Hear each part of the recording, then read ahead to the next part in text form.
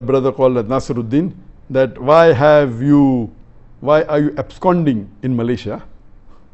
I'm not absconding in Malaysia. People know that I'm staying in Malaysia, in Putrajaya. What he may be meaning that why did I run away to Malaysia, or why did I come to Malaysia?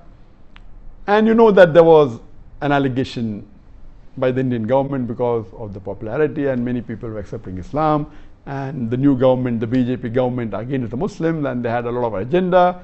So they laid allegation against me, first on terrorism, they could not prove it. Then they said hate speech, they could not prove it. Then they went to money laundering, that also they cannot prove it. Then they tried to give me a bait and tried to convince me to come back at a compromise, which I didn't agree. Basically, I did Hijrah. And Hijrah for the sake of Allah subhanahu wa ta'ala. I being a da'i, when I felt that my life was in danger, I did Hijrah. And this is the sunnah of the Prophets and the sunnah of Muhammad sallallahu alaihi wasallam. And I was happy that Allah made it possible for me to follow one of the sunnahs of the Prophet, which very few people can do. I did Hijrah and I chose Malaysia. The reason is because I feel Malaysia is one of the best available Muslim countries in the world.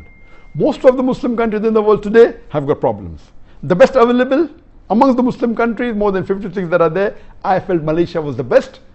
That is the reason I came here. The reason I felt Malaysia was the best is number one, that Malaysia is away from the war zone. You know, many Muslim countries are in the war zone, especially in the Gulf region. You have war in Yemen, you have war in Syria. So this Malaysia is away from the war zone, number one.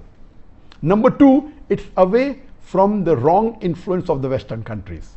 You know, people, the Gulf countries and Muslim countries close, which are in Europe and otherwise, they're under the influence, the bad influence of the Western countries, which Malaysia is away. It has very little influence of America and the Western countries, number two. Number three, Malaysia is the country which has the strongest passport amongst the Muslim countries. A Malaysian can travel to 185 countries without any visa. This was, I checked up last couple of months back. USA may be additional 2 countries. The highest is Japan, 190 countries. Then is Singapore, 189 countries. Then maybe UK, USA, 187, 186. Malaysia is 185 countries. The strongest passport amongst all the Muslim countries. That is point number 3. Point number 4, amongst the non-Arab Muslim countries, I'm not talking about the Arab Muslim countries, the non-Arab Muslim countries, on an average, a Malaysian, according to me, is a more practicing Muslim than an average Indian or average Pakistani. I do not mean bad for the Indians or the Pakistani, even I am an Indian Muslim. An average Indian Muslim or average Pakistani Muslim or a Bangladeshi Muslim, any non-Arab Muslim, Malaysia is, on average, a Malaysian Muslim is more practicing.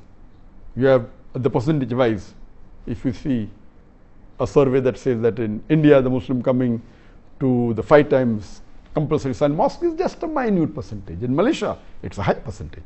The people fasting is a high percentage. That's the reason, as compared to the other non-Arab Muslim countries, the practice of Islam is stronger. That's point number 4. Point number 5, that in Malaysia, the federal religion is Islam.